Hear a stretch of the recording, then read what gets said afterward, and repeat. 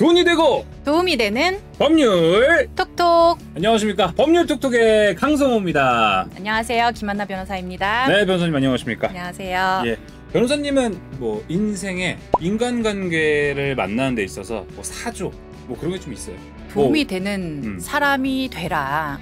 네, 뭐 나도 도움이 되고 네, 서로 도움을 주고받는 관계가 되는 게 중요한 것 같더라고요. 맞아요. 진짜 중요한 것 같아요. 제가 갖고 있는 사조는 있어요. 어떤 건가요? 절대 돈 거래는 하지 않는다. 빌리지도 빌려주지도 않는 게 저는 인간관계 기본인 것 같아요. 현명하십니다. 네. 왜냐면 무조건 의의가 상하거든요. 맞아요. 변호사님이 최소 그 상한선 빌려줄 수, 나 이 정도는 그냥 내가 버리는 돈 생각하고 빌려줄 수 있다. 얼마예요? 30? 30! 와. 자, 우리 김한나 변호사님은 버리는 돈 생각하고 30만 원까지는 누구에게나 빌릴 수 있다고 이야기를 했습니다.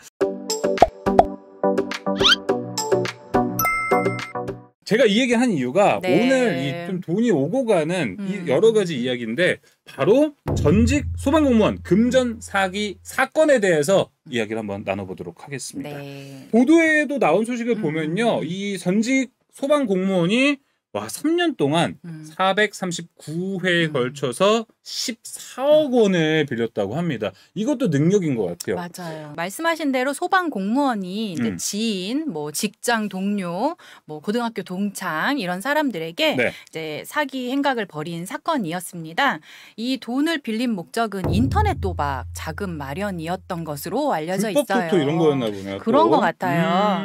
이제 도박에 쓸 용도로 돈 좀 빌려달라고 하면 아무도 안 빌려주잖아요. 도박에 눈 들어가면 사람 다 먹습니다. 그래서 이제 도박 자금이라고는 말을 못하고 용도를 속이는 방법으로 이제 이거 합의금, 교통사고가 났는데 합의금 지급해야 되는데 이것 좀 빌려줘 라든지, 카드 연체가 돼서 그 연체금을 갚아야 되는데 요거 바로 갚아서 현금 서비스 받아서 갚을게, 뭐 요런 식으로 이제 사기를 쳐서 이제 돈을 수회에 거쳐 수년간에 걸쳐 여러 사람을 상대로 이제 사기를 친 그런 사건입니다. 재판에서 징역 4년이 나왔다고 합니다. 맞아요. 근데 이 사람은 그러면 어떤 죄를 받는 건가요? 이 사람은 이제 자금 출처를 속이고 이제 사람을 속이고 이제 돈을 얻었다는 측면에서 기본적으로 이제 사기죄가 성립을 합니다. 그게 사기죄가 되는구나. 형법상 이제 사기죄는 기망해서 즉 쉬운 말로는 상대를 속여서 재물이나 재산상의 이익을 얻는 경우 이제 사기죄가 성립하게 되는데요. 이때 이제 이 소방 공무원은 돈을 빌릴 당시에 여기저기 금융기관에도 이제 채무가 많이 있었던 것으로 알려져 있고 또 이제 급여도 압류가 된 상태라고 해요. 그 말은 돈을 추가적으로 빌렸을 때 그거를 갚을 상황이 안 된다는 거죠. 그쵸. 갚을 능력도 안 되고 상황이 안 되는데도 불구하고 이제 상대방한테 마치 곧 빌려주면 곧 갚을 수 있는 것처럼 상대를 속여서 돈 빌릴 때 사람들의 모습과 다 똑같습니다. 맞아요. 그래서 그렇게 속여서 이제 돈을 대출 받았다는 점에서 이제 사기죄가 성립하게 됩니다. 금액이 워낙 크다 보니까 지난번 저희가 보험 사기 할 때도 한번 말씀드렸는데 이제 금액이 커지면 사기죄 같은 경우에는 특경법 적용을 받아서 더 형법보다 더 세게 처벌을 받게 됩니다. 그래서 특경법 적용을 받은 사안입니다. 이 사건은.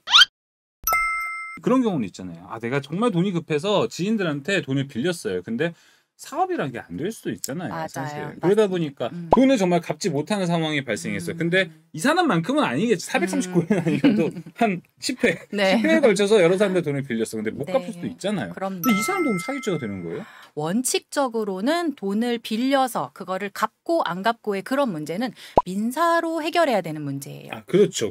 돈을 빌려줬는데 안 갚는다. 그러면 민사 소송을 통해서 뭐 임의로 변제를 하면 당연히 받으면 되겠지만 변제를 하지 않는 경우에는 결국 소송의 힘을 빌릴 수밖에 없는데 그러면 뭐 대여금이라면 대여금 반환 청구, 뭐 물품 대금이라면 물품 대금 반환 청구 해서 민사 소송으로 해결할 영역이지 무조건 사기죄로 처벌되는 거는 아니에요. 근데 그럼 언제 사기죄로 처벌이 되냐? 그 돈을 빌릴 당시에 갚을 능력이 없거나 갚을 의사가 없는데도 이제 돈을 빌린 경우가 사기죄에 해당되게 됩니다. 갚을 능력? 그러면 갚을 능력이 어떤 기준일까요? 어떤 기준이냐면 보통 이제 예를 들어서 수입이 하나도 없어요. 이미 채무가 많아요.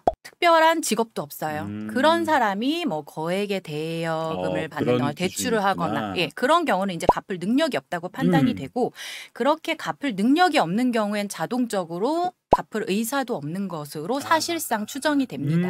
아까도 말씀드렸듯이 이 소방 공무원도 이미 돈을 빌릴 당시에 막 급여도 압류돼 있고 다른 채무도 엄청 많은 상황이었잖아요. 이런 경우에는 이제 더 이상 갚을 능력이 안 된다고 볼 가능성이 높은 거죠. 근데도 또 자금을 빌렸다는 점에서도 사기죄가 될 수 있고 또 용도만 속여도 사기죄가 되기도 해요. 용도를 속이면 그렇지 내가 어차피 도박할 건데 그렇죠. 땡기고 올 건데 300만 원 빌려줘. 맞아요. 그래서 300만 원 빌려준 사람이 없죠. 그렇죠. 정상적인 용도를 말을 했을 때 안 빌려줬을 것 같은 상황에서 용도를 속여서 이제 타인을 속인 거잖아요. 그렇죠. 그런 측면에서도 그럴 때도 이제 사기죄가 성립하게 됩니다. 정말 많은 피해자가 있을 것 같은데 이분들은 돈을 받기가 어렵겠죠. 어렵죠. 이 사기 범행을 한 분이 그 돈을 그대로 갖고 있었다면 이제 돌려줄 수 있겠지만 보통 대부분의 경우는 이제 다 탕진해 버리는 경우가 많고 그런 경우는 설령 이제 이 피해자분들이 민사소송을 해서 승소를 하신다고 해도 재산이 없는 사람은 집행을 할 수가 없잖아요. 실질적으로 이제 피해 회복 방법이 사실상 없다라고 볼 수도 있을 것 같습니다. 뭐든 간에 돈거래는 정말 인간관계에서 악이 더 많은 것 같습니다. 맞습니다. 뭐 득도 있겠죠. 당연히 정말 도움이 되고 그럴 수 있겠지만 아무래도 악이 더 많다는 것. 그래서 오늘 이 법률톡톡 좀 보시면서 시청해 주시는 분들도 돈거래에 대해서 조금 더 디테일하게 한번 공부해보는 시간을 오늘 가져봤으면 좋겠고 그리고 돈을 빌려줄 때도 이런 거 좀 조심을 하자라는 것도 오늘 좀 많이 살펴보셨으면 좋겠습니다. 자, 여러분 그리고 이제 저희 영상이 유튜브로 올라가는데 사실 이렇게 뭐 오늘 같은 것도 이거 전직 소방 공무원 뭐 금전 사기 저번에도 보험 사기 여러 가지가 있는데 우리가 실생활에서 사소한 거 하나하나 궁금한 거 되게 많을 것 같아요. 그런 거 하나하나 댓글 올려주시면은 김한나 변호사님께서 다 또 해결해 주실 테니까 여러분들 사소한 궁금한 거 법률 용어도 좋을 것 같습니다. 그런 거 하나하나 또 올려주시면은 시원하게 AS 해드리도록 하겠습니다. 자, 법률톡톡 3회는 여기서 인사드리겠습니다. 인사할까요? 안녕. 안녕.